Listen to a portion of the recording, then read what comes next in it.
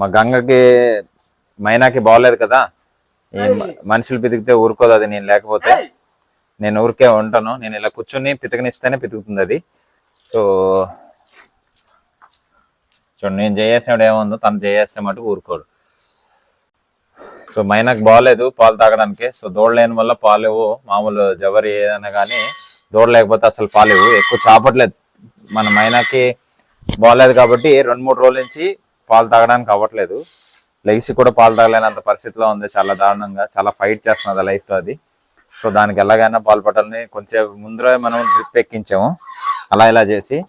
So దీనికి కూడా ఏమవుతుందంటే అది పాలు తాగిపోయేటప్పటికి దీనికి కూడా పొదుగంతా కూడా వాసిపోతుంది, పొదుగు వాపు వచ్చే ఛాన్సెస్ ఉన్నాయి. దాని నుంచి దాని దూడను వదలకుండానే, అంటే దూడను వదిలితే ఛాన్స్ లేదు మాకు, అది లెగలేకపోతుంది కింద పడిపోయి. సో ఆ విధంగా పడిపోయి ఉన్నది.